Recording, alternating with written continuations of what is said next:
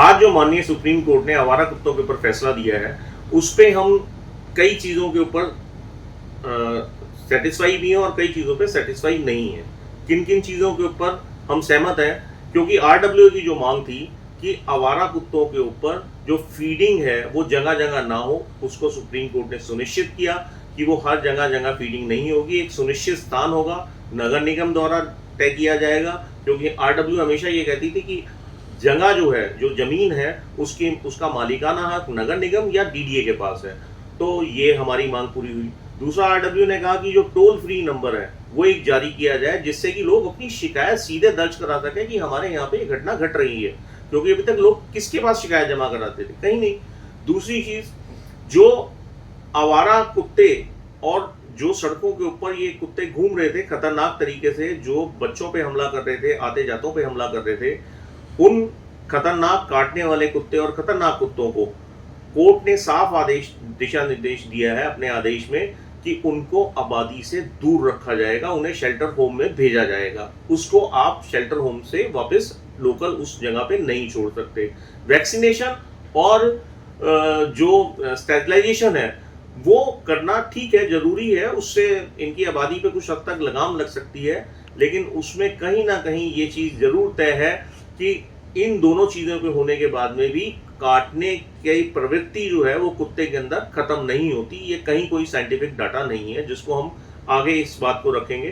तीसरी चीज कि जो अभी हम आरडब्ल्यूएस से अपील कर रहे हैं, वो यही अपील कर रहे हैं कि आप सबसे पहले इन जो आदेश आए हैं इसके तहत जो अपने अपनी कॉलोनीज के अंदर जो आपके ऐसे डॉग हैं जो बाइटर्स हैं, या जो आपके डॉग्स जो हैं वो लोगों के पीछे हमला करने के लिए भाग रहे हैं, उनकी वीडियोस फुटेज जरूर बनाएं, क्योंकि आपके हर गली में दिल्ली के शहर के अंदर सीसीटीवी कैमरास लगे हुए हैं, चाहे वो आपके अपने हों चाहे वो सरकारी हो। उनकी फुटेज निकालें और उनको आप अपने एविडेंस के साथ एमसीडी के अंदर कंप्लेन को दर्ज कराएं।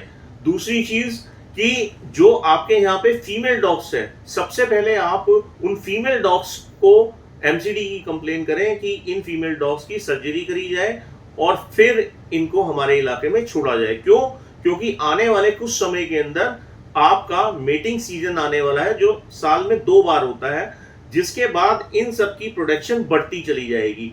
तो अगर ये प्रोडक्शन बढ़ेगी तो फिर आपको यही सब होगा, देखने में मिलेगा।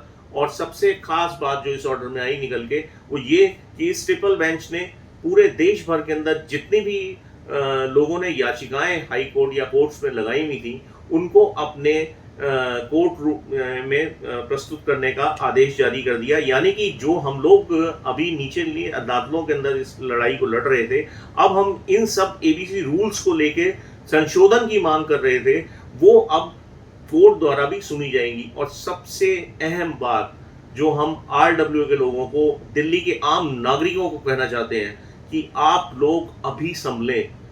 देखिए, माननीय सुप्रीम कोर्ट ने एक बात जो जिससे हम बिल्कुल सहमत नहीं है, आर्टिकल 21 को निग्लेक्ट करते हुए आपके और हमारे बच्चों के, हमारे परिवार के सुरक्षा को ध्यान में नहीं रखा और ये आदेश दिया है कि जो काटने वाले और खतरनाक कुत्ते हैं उनसे तभी उनको हटाया जाएगा। लेकिन क्या हम उन कुत्तों से अपने परिवार के सदस्यों को काटने का इंतजार करेंगे तभी हम उनकी कंप्लेन कर पाएंगे? या वो खतरनाक कुत्ते जो लोगों के पीछे दौड़ रहे हैं, लोगों को एक्सीडेंट का शिकार बना रहे हैं, उन कुत्तों को तुरंत प्रभाव से नगर निगम हटाएगा? तो ये बहुत अच्छी बातें हैं जो आज के इस माननीय सुप्रीम कोर्ट के आदेश में आई हैं। और हम फिर आप लोगों से एक अपील करेंगे कि देखिए, कुछ एक पशु प्रेमी, कुछ एक एनजीओस के लोग वो सड़कों के ऊपर उन्होंने जिस तरीके से पिछले 10 दिनों के अंदर पूरी दिल्ली में शोर मचाया और उन्होंने एक छोटा सा कानूनी हवाला देते हुए पूरे जजमेंट को पलटवाने की कोशिश करी, क्या आप और हम लोग अपने घर के बच्चों से ज्यादा उन लोगों से उससे कमजोर हैं कि जो हम अपने बच्चों की, अपने घर के परिवार के सदस्यों की लड़ाई नहीं लड़ सकते? हमें और आपको भी इकट्ठा होना होगा और इस फैसले के ऊपर मजबूती से अपनी बातों को रखना पड़ेगा। तो मुहिम ये खत्म नहीं होती है, मुहिम लगातार जारी है। आप लोग घरों से निकलें और इस मुहिम का हिस्सा बने। धन्यवाद।